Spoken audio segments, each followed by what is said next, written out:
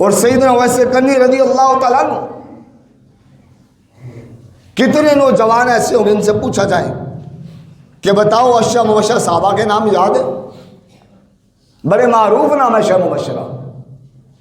لیکن نوجوانوں کو اشرا مبشرہ کے 10 نام بھی یاد نہیں ہوں گے۔ لیکن جو صحابی بھی نہیں ہے، سید التابعین ہے، اگر اس کا نام کو جیسے بتاؤ یہ کرنی جس کو کہتے ہیں اس کا نام کیا ہے، یعنی نام بھی نہ لیا جائے، علاقہ بتا دیا جائے، وہ کرنی جو ہے، کرن کا رہنے والا جو ہے اس کا نام کیا ہے؟ چھوٹا سے شور بچہ بھی ہوگا وہ بھی کہے کہ اویس ہے،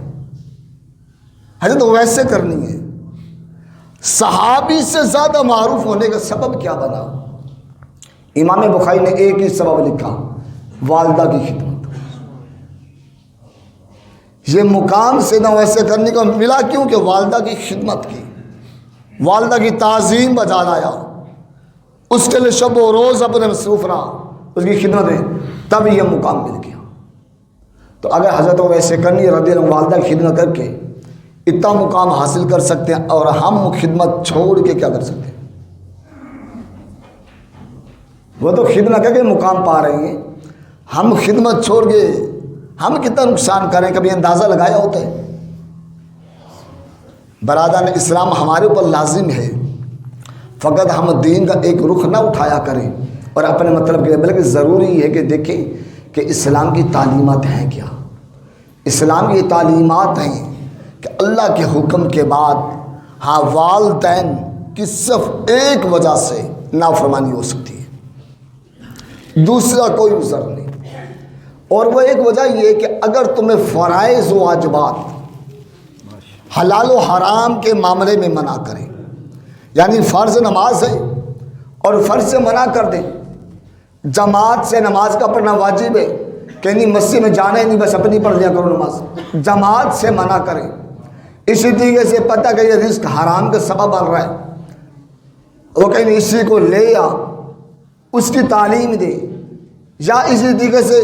کہ حلال کام ہے، مثال کے طور پہ حلال میں یوں لے لیں کہ حقوق کے اندر آپ کے اوپر بہن کی، بھائی کی، بیوی کی، بچوں کے حقوق بھی فرائض میں سے شامل ہوتے ہیں، اور وہ اس نان و نفقے کی قید میں پہنچ جاتے ہیں جو قید اسلامیہ ہے، اس میں پھر منع کریں ان وجوہات میں کہ جہاں حلال و حرام کی بات ہو، فرض و واجب کی بات ہو، فقط اس میں والدین کا حکم نہیں مانا جائے گا۔ اس کے علاوہ نفلی عبادات، سننی عبادات، سب کے اندر والدین کا حکم کو مقدم رکھا جائے گا، کسی معاملے میں والدہ کا حکم کو ترک نہیں کیا جائے گا۔ مثال کے طور پہ آپ صدقہ کر رہی ہیں، آپ کہتے ہیں جب میں بہت جانور لیتا ہوں سارا خیرات کر دیتا ہوں اور میں اپنی کمائی پوری خیرات، اب کہ میری نفل کا تعلق ہے، والدین کہتے ہیں بیٹا یہ ساری رقم یہاں پہ خرچ نہ کر، ایک کچھ ضرورت کے لیے بچا کے رکھ لیں، اب یہاں پہ آپ مال لیں گے۔ اس کی سبب کیا ہے؟ کیونکہ شریعت اسلام ہے تو پوری وصیت عمل کرنے کا حکم بھی نہیں دیا ہمیں، اور اسلام نے ہمیں پوری رقم خیرات کرنے کا حکم بھی نہیں دیا، بلکہ اسلامی تو تعلیمات یہ بھی ہے کہ اپنے بچوں کو سوالی بنا کر نہ جاؤ۔ کیا مطلب؟ یعنی اپنے بچوں کو اتنا بھوکا چھوڑ کے نہ جانا کہ اپنا سارا مال جو ہے اللہ کے نام پہ خیرات کرو، بچے پیچھے سوالی بن جائیں، کھانے کے لیے بھی کچھ نہیں، یہ تو اسلام نے منع کیا ہمیں۔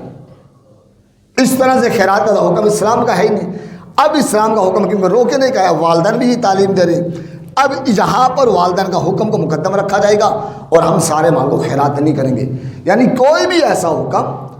جو فرض و واجب سے نہ ٹکرائے، حلال و حرام کے معاملے میں نہ آئے، اس میں والدین کو حکم کو مانا جائے گا، اور جو شخص کہ میں والدین کو حکم کو ترک کر کے میں مقام ولایت پا لوں گا،